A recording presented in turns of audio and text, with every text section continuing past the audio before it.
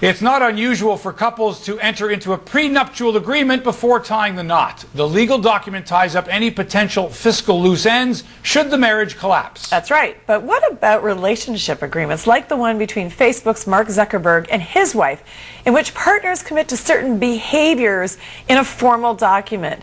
Is this a healthy for a relationship, or is it just kind of weird? Well, let's find out. Joining us in Toronto, we have Theo Sellis. He's a family therapist.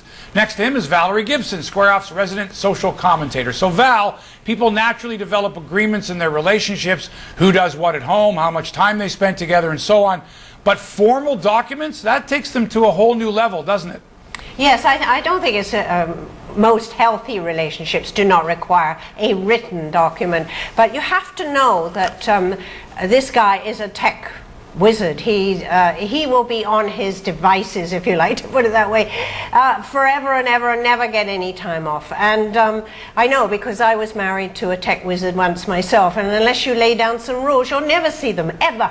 So she knew that. She obviously knew that. So that is the only way. But the only thing that gets me is, what are you going to do if they don't adhere to the rules? You're going to sue your husband for that? Or go to a lawyer and get a divorce over that because he's not taking out the garbage, or he's not spending date night with you, or whatever?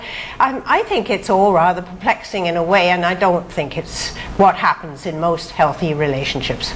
And Theo, I'm sure a lot of viewers are thinking, that's weird. You know, why would you do that? You know, I've never heard of that. I would never do that myself. Yet, you know, if for a couple like Zuckerberg and his wife, if it's going to work, then who are we to judge?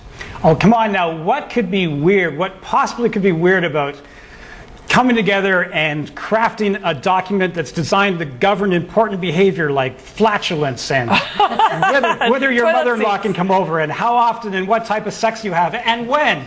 I mean, you can book Saturday nights for long romantic lovemaking, and Tuesdays could be quickie night. And then if your partner had the nerve to say they weren't in the mood, you could brandish your document in front of their face, and before you knew it, you'd be naked and loving it. And then if it didn't work out, if it all fell apart, you could go to counseling and use the document to your advantage, because you could point out to your counselor just how often your partner tooted beyond the agreed upon limit. Weird? I don't get it. What could possibly be weird about that? Okay, so I think Theo is going a little over the top. All right, Val, we mentioned Zuckerberg here. This is a new era, a different type of human being, someone that is always on their device or they're online, and part of this online dating generation now, who I guess when they meet someone, they say, okay, well, I know this about you, I know that about you, so while we're at it, why don't we prepare a document and list our likes and our dislikes in order to get a date, so we carry that predisposition into our relationship. So some people might think, hey, this is no big deal. This is how some people do business. When I'm hiring someone, here's the terms of our agreement. Your responsibilities are to take out the garbage, to work 9 to 5, da-da-da-da. So why can't you have the same structure in your personal relationship? I think people do. I'm not sure that they actually write a list and pin it on the fridge, but I think it really is where when you actually sit down, when you are serious and then you are committed, you say, okay, this is how it's going to work, because we're both working people. I think that's quite normal between working couples. They say, you know, this is your jobs and these are my jobs, and we'll share this, and you know, the kids, you do this, you do that. I think that's quite happy. But absolutely, Mark, you're absolutely right about the online dating. I think a lot of this comes from that. I think the fact that we can dial up a person, if you like, and then find out everything about them first before we even meet them face to face is sort of carrying on into everyday life. We want it all written out. We want it up front. We don't want any surprises. And what a shame. This is not relationships. Relationships aren't like that. Surprise is part of the whole loving thing, and learning and enjoying each other. I think, again, as I said, I think it's unhealthy.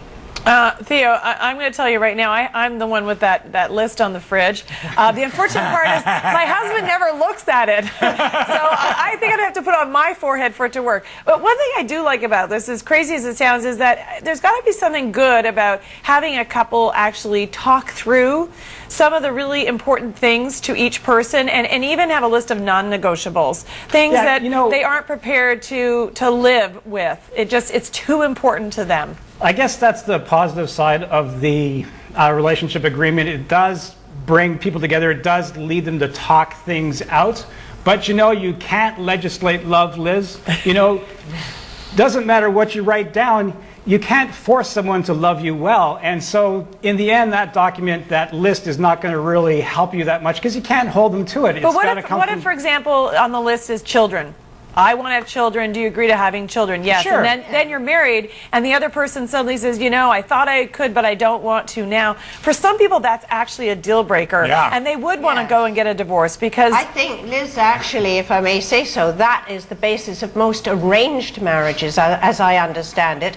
That, yes, how many children, when, how many visits to parents in another country.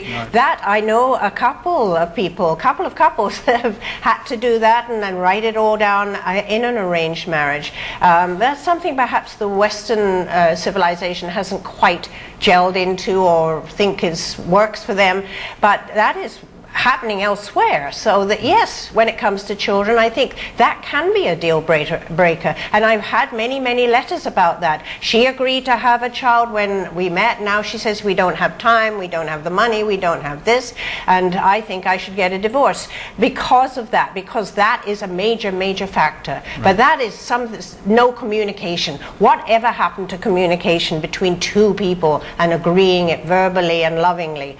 That's the key to a good marriage. Theo, in 20 seconds, should couples keep score and add up what chores they've done, and then at the end of the day, the end of the week, say, well, you know, I did 74 chores, you only did 63 this week? No, you know what they should do, really? You should just keep a mental list. You should keep a mental list of the things you know your partner really loves, and you should keep a list of things that they find really annoying, and you should do your best to do more of the first and less of the latter, and if both of you are doing that, you should be okay. Excellent advice. Theo Sellis and Valerie Gibson, thanks so much for joining us today. Appreciate your time. You're welcome. Thank you.